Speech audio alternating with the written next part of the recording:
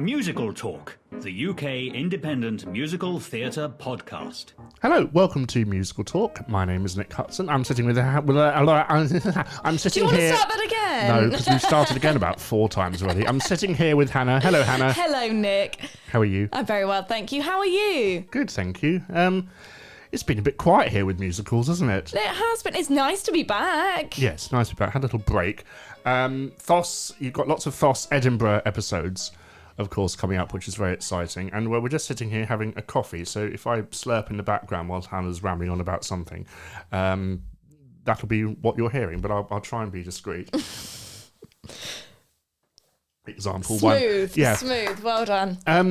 We want to talk There's about... an actor in you, yeah. Yes, we want to talk about a couple of things going on at the moment. It's the Rocky Horror Show anniversary, isn't it? The 50th anniversary, indeed. 50th? Yes. Last 50th. time we had Harrison and me on the show talking about it.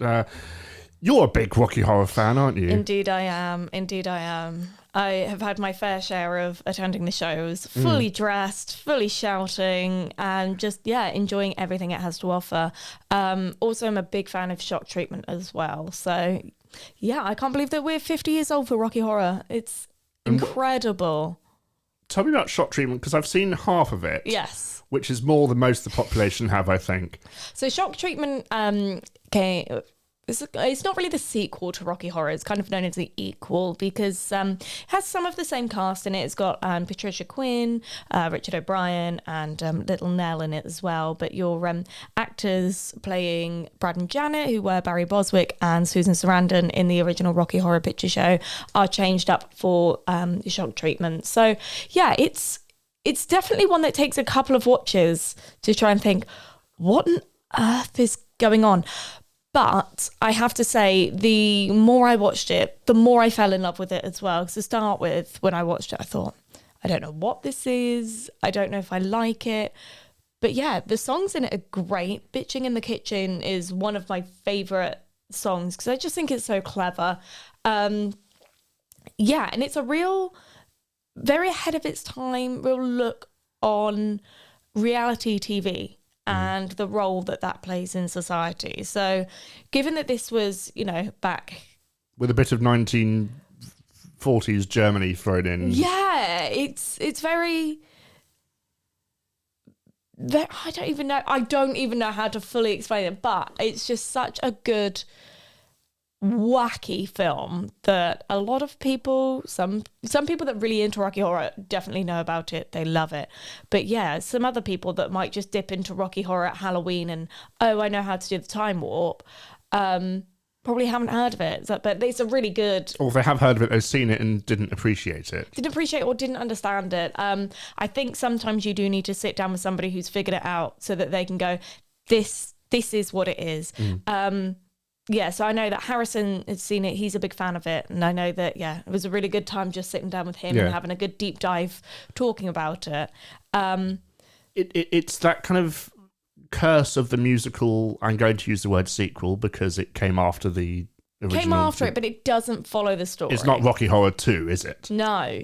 Do you think Richard O'Brien was trying to create a kind of RHU, if Maybe, you will, Rocky Horror Universe? So there was a script out there for a third one as well called Revenge of the Queen, where they went back to Frankenfurter's home planet, and it was Frankenfurter's mother, I think it was, kind of taking revenge on Riff Raff for killing Frankenfurter. Okay. So that kind of was going to bring it back to it. That was a script that I found online that I read, said to be what the third one was going to be, but I can't quote whether it was genuine or not. But if that was the direction they were going to go with it, I think that's quite fun.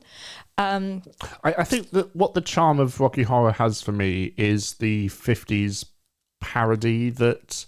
Oh, it takes practically every B movie and just throws it into one. And Shock Treatment just didn't do that. It went a very different route, which... Like, what era is this? But then again, I think the thing with Rocky Horror was it became such a phenomenon so quickly. Well, I say quickly, but it found its niche in the kind of midnight showings. And that's where its popularity grew. And it's so iconic. How do you follow it on? The only way you can follow it on is by going in a completely different direction, which is what they did. And when you look at sort of things now, you look at the hold that reality TV has on the world today, actually, for something that was 30 odd years ago, it's a pretty bold call.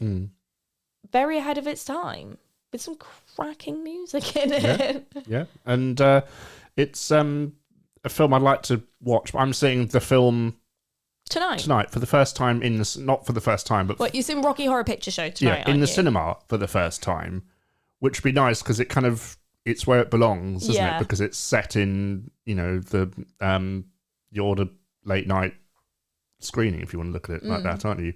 Yeah, the remake actually had it set in a cinema. So tell us about the remake. No, please do. No. We don't discuss the remake. We don't talk about remakes. No. At least it's not going to happen again. So yeah, the Rocky Horror Let's Do the Time Warp Again was a remake that was made, I can't even remember how many years ago now. Was it one of these live for TV things, or was it No, it was a remake. So Tim Curry takes on the role as the narrator. Okay. They've got Laverne Cox as Frankenfurter. I don't know who that is, but okay. Okay. She was in Orange is the New Black. Did she do Kinky Boots? I don't know. Don't quote me, listener. Don't quote me. But yeah. And for me, it just kind of didn't work. Well, no, and because for a lot of people, it didn't work. If you want to see someone else do it, even the cast of the show had to hop on social media and were like, yeah, we just want to say they reviewed it as well, and they were like, it's cool, but like if you want to see someone else do it, you go and see it on stage. Yeah, exactly, because I think you get a much better product than it just felt like a cheap knockoff. Is what it felt like. A cash grab. I don't have any memory of them doing it, so that will shows shows how well it went down.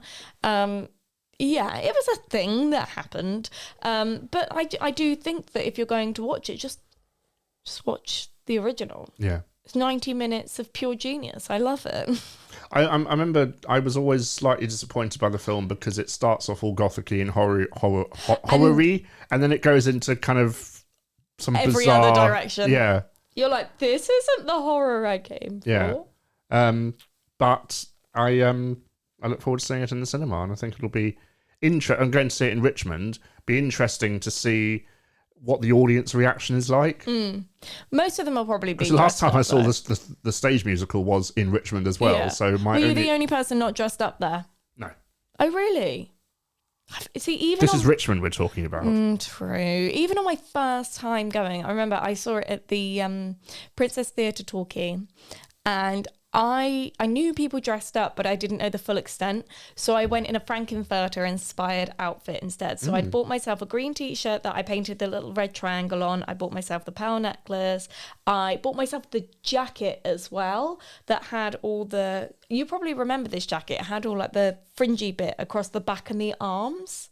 I'm going to say yes, just to move the conversation on. Yeah, we had to bin it because it was actually falling apart. Okay. But the leather jacket. My leather jacket, okay. yeah. And I bought that, and the fact that it had all the fringing on it, I put the badges on it, and I went in my little black shorts and fishnets as well. So I wasn't like committed to dressing up. I was still kind of like covered, but it was an inspired outfit, I called it. And then I saw how you dressed were Rocky up. Horror bounding, were you? Yeah, I was. And then I saw how hard people go, and I thought, I found a place that I'm welcome, and that was me. And that's what's so important about the piece, isn't it? It's one of those things that connects people. And it's more than just watching the film, or it's more than just seeing the stage show. From seeing the show, I mean, when I was younger, I went on my own as well, and I'd never been on my own to the theatre before, ever. And I remember sitting in the front row in Bath when I lived there, and I made friends with people in the front row, and they were chatting with me, and they really looked after me, made sure that I was welcome in this. And I'm still friends on Facebook with them now. Do you know what I mean? So it's a real community, and that's what I love about it, because the people that go a lot, and you see them in different locations, and it's like social. The two famous people that I saw when I went, you said, "Oh, it's them and them." Yeah. Yeah. Shout out to whoever they are. What are their names? I think was it Norman, one of them? Yeah. Probably. Helen and Cliff could have been there. I don't know, but there's a lot of people. And we've done a big episode about Rocky Horror, where we interview Rob Bagnall, is that his name? Who is a Rocky Horror expert. Andy Edwards interviewed him. So if you want to go and find that episode, do listen to that to learn more about the Rocky Horror Show. But what are you expecting? There's lots of there are some documentaries coming out. I had seen that. I think it'll be interesting. I don't think we're going to learn anything new. We may well do, because diehard fans are diehard fans. And so whether there'll be too much more of revelations of things, that's yet to be seen. But I think just bringing it back into public consciousness again. Rocky Horror is one of those things that is a constant for a lot of people, whether it's there because they make the effort to go and see it and watch it, or whether it's just because it kind of falls back into their life through, a documentary being publicised, or, it's Halloween, let's crack out all of this again. So it's just an absolute classic. And I think it well deserves holding up for all this time as well. I love it. Speaking of kind of anniversaries, it's also Hamilton's 10th anniversary. I know. And they're putting that back in the cinemas. Fair play. But then, would you say that's a cash grab when you could just watch it on Disney Plus? Watch Rocky Horror Show on Disney Plus. Yeah, that's true.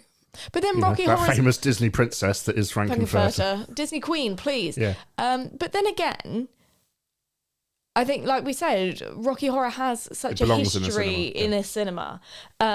Whereas Hamilton, it kind of just feels like, oh, anniversary, quick, shove it in there. We can make some money off of it.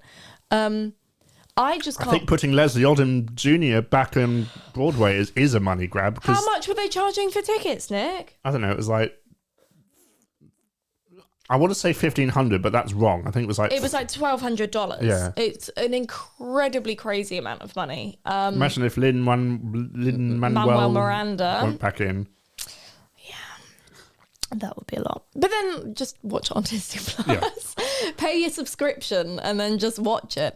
I say that and then they'll probably take it off. But I don't think so. I just can't believe that's been 10 years already. It's crazy. And I remember I was like, I want to see it. In all those 10 years, I've seen it once. Yeah, me too. I went I saw it my own one cold night in January, paid £45 and just sat in the Grand Circle or something.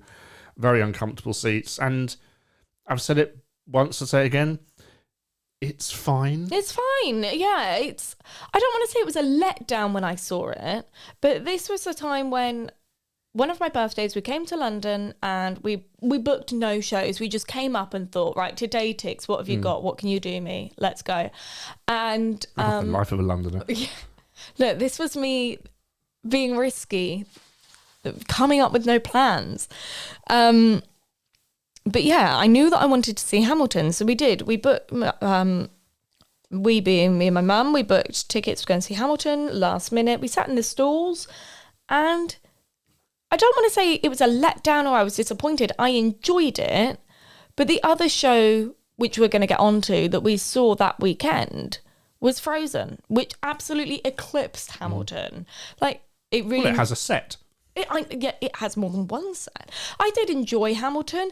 It's just a bit... I want more from it. I want more from it. And... I wanted less. Because it's too long. It went on. It's too long. And I said... In the eye of a hurricane. I mean, there are some songs in it which I adore. I love The Room Where It Happens. I think that's a masterpiece, even though it was ripped off from Sondheim. But he's admitted that, and it's very... well-known. Clear and obvious and well-known homage. And some of it's electrifying, but there's so much flung at you. And I think it plays differently to a British audience. I feel like if you're American and that is your heritage on stage, it's probably incredible. But as a Brit singing, it's a bit like, yeah. Bring on King George. Exactly. Go King George. Yeah. So, yeah. I'm pleased I saw it. And it's currently touring. It's been in Plymouth for 6 weeks at the moment. So I'm really pleased that it's finally, after 10 years, touring the UK, because it is something that I do think needs... Being one of those kids in the Southwest, like, I want to see this show, and it taking so long for me to finally be able to see it, for after 10 years for it to actually go on tour and for Brits to be able to see it in a theatre near them is incredible. And I know that it's pretty much sold out every night of its 6-week run. That's the hold that it still has. It's not cheap either, is it? No, it's not. My mum looked at going while I was down there for a weekend, and it is still like 80, 90 quid plus a ticket. And for something that we'd already seen, and for my mum to be like, actually, we paid less than that to see it on the West End. Or in the West End. Or in the West End, on the West, whatever you want to, however you want to phrase it. Either way, it was a bit like, oh, I don't know that I want to pay that to see it in Plymouth. But I get it. Obviously, that was a few years ago now. Costs have gone up. Wages also, have gone up. Also, you had to get to London. Yeah, and we had to get to London. But we came to London for more than just going to a show. Do you know what I mean? But to go spend that much money to go to Plymouth is a bit like, especially when it only has one set. Yeah. And which I know... Does a chair come on at one point? Oh, I know. And that shouldn't be the be-all or end-all of paying to see a show. But when... Because it's got a massive cast, it's got a massive crew. Like, it costs money. The lighting was spectacular. The lighting is spectacular. Like, I know that it costs a lot of money to put on these things. So for what they charge, probably it's fine. But in this day and age, to spend that much money on a show that you have seen for cheaper previously in London... with one set, it's a bit like... But I why... could just watch it on Disney+. To take the devil's advocate here, why should you pay less I know. a show? And that's the Are thing. you getting a lesser quality? No, you're not. And that's the weird thing. But even you said, like, it's fine. Like, it has one But there are lots set. of people who do want to see it. Yeah, exactly. And they are paying it. And for that, I'm really grateful for. But... it's just one of those things that in this economy you do kind of weigh up a bit more. It's weird how that kind of affects the way you think about seeing. I can and understand paying for shows. if Hamilton, say in London and Broadway, had a massive set with moving buildings and houses and stuff, and then you don't get that on tour. Exactly. Fine, charge less, but you're charging you're the still same amount getting- for the yeah, same exactly. production. Maybe in a bigger theatre. Where was it here? It's at the Apollo. Was it? No, Is sorry, it? the Victoria Palace, which is where Billy Yeah. Elliot played for a long time. I can't think of how big the theatre is. It's It's a big old space. Fine, Yeah, it's fine. I mean, like Hamilton. I'm very pleased that it has sold out pretty much every night of its 6-week run. And that's probably the start of a very successful tour they've got going on. But it's just a shame that it's taken 10 years. Well, there'll be deals in place and things, and You say that, though, because if they're selling out now... no, not deals to see cheap tickets. I mean deals like you're not allowed to tour the show unless it's run for a specific period of time on. But then in America, shows open and then a minute later they're touring. I know, it's weird. Death Becomes Her was touring, Back to the Future's toured A lot of and them things. start off touring as well. Yeah. Which is, great. I am all about accessibility for theatre for the people, though. So For the people, yes. for the people, make and, it accessible. And for the non-people as well. And for the non-people. The cats, the dogs. Rumours of Beetlejuice coming into the Prince Edward, which is exciting. Yeah, but how long... It's weird, it's ugly head again, that story. How long have we been hearing this rumour that Beetlejuice is coming? I hope it is. I really do. I'm a big spooky girl. I love Beetlejuice. So, and I don't know a lot about the show because I was kind of keeping it a surprise, quote, quote. But... it's just one of those that every time we hear this rumour, I'm like, I'm not going to look into it because I want to be surprised by it. I'm not going to look into it because... And every time I then it drifts into the background. And then the rumour sparks Maybe we up all again. just need to say it 3 times. Yeah, and then it will appear. Yeah. So, I mean, you saw it how many years ago? Maybe 3 rumours come along. That's and it, then, and then it'll come up. 4th time lucky, he appears. Yes. Um, We got a sequel Can we just point that out? We got a sequel to the actual Beetlejuice film Yeah. before we've had this show. And a third one's been... in the UK. That's crazy. I think a lot of it's down to the set as to where that is at the moment. I think... I mean, you've seen this show. Yeah. I don't know how many years ago that was you saw this show, but... When it opened on Broadway. It was January 2020. Oh, okay. Because I remember the day I flew back from New York to London, the first American COVID case hit. Ooh. You got back at a good time. Yeah. So what is it about it that you think has made this take so long? I don't know. I think... Especially when you consider the songs have had popularity on the Tickety Talk. Obviously, we did have the second film. Like, it's still very culturally relevant. It's gone back to Broadway. It's opened again, I think. I lose track of what this show's doing. We still haven't had it here. But I don't know. I think a lot of it might be cold feet because maybe they're not confident in the material, but they obviously are because it's opening on cruise ships and it's... Do you think it's one of those that plays better to an American audience, though? I don't know. I think... Because if Hamilton worked over here, yeah, you kind of have to think, well... But Hamilton plays on hype.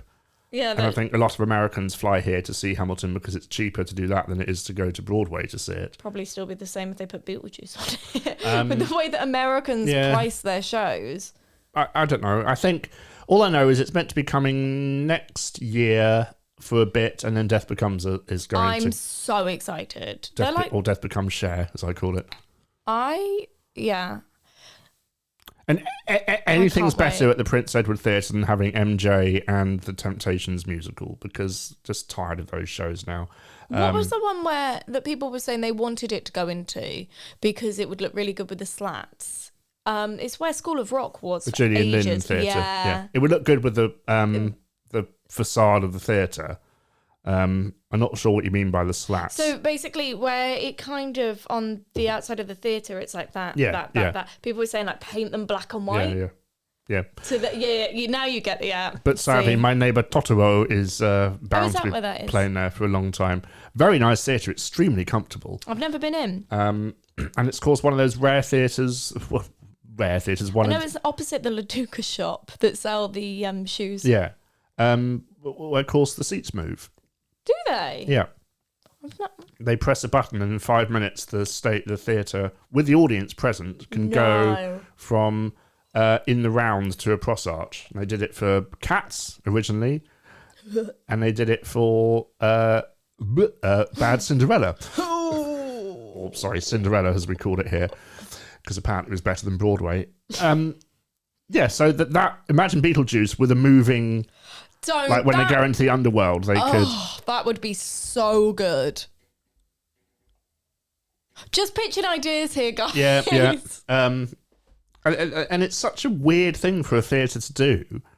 Because like halfway through a show, all the seats start revolving and they just kind of... That's so cool. The stage just pushes out.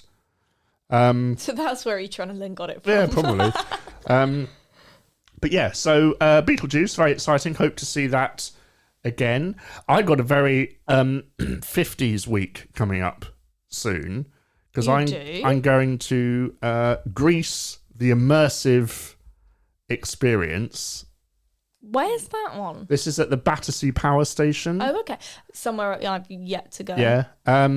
I've been past it on the boat, but I've never been in. And then the day after, I'm seeing Back to the Future, the musical, because it's been a while since I've seen that. Why?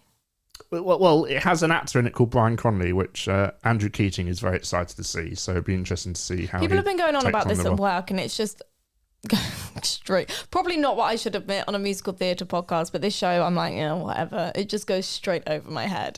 Lots of things do in that show, but it's... I have no desire. No desire. That's why you're not coming. Exactly. But yeah, so we'll talk about Greece, the immersive experience. It's in its last week that I'm going, but look forward to that, and also talk about Back to the Future. But let's talk about Frozen, which you mentioned, because going back to Hamilton and things like that, it is also available on Disney Plus to watch as a pro shot. Frozen has arrived. It's thought its way out and made its way to Disney Plus, which... It's like Mariah Carey around November. It's I can't. I'm trying to drink tea while doing that. I can't. We'll be getting those videos soon. I know it. Yes. Yeah, I was very excited that Frozen's Pro Shot made its way to Disney Plus because it was such a heartbreaking thing to have that close in the West End because I love it. I think it's such a good show. Better than it should be as well. Exactly. It's like I said that when Mum and I went to go and see it, it just eclipsed Hamilton. And so for us, it kind of became like, Frozen, like a really exciting thing. Because my mum had no desire to see it and then fell in love with it after watching it as well. So for her to be able to just kind of have it at her fingertips whenever she wanted, she's watched it countless times already. We've sat Get and her on watched to talk it. about it. We should. She loves Zoom it. her. But yeah, I loved it. I'm sitting watching it, and But your mum didn't like the film, the animation. She walked out of watching it with me. We were watching it at home, and I was Oh, like, okay. I thought you meant she walked out the cinema. No. We were watching it at home because at this point I was like, well, what's the hype about? And we watched it, and I was a bit like, I don't get it. And the ending, I quite liked the twist and things. I was like, oh, okay, that's cool. But Wicked did it first. At the time, did it? Yeah, it's kind of a love story between two girls and not so much male and female relationships. It's platonic. But anyway, carry on. Anywho, where was I going? Your mum walked out of the... That was it. Yeah, my mum walked out halfway through, and I thought, like, yeah, it was all right, but I didn't understand the hype of why the kids liked it so much.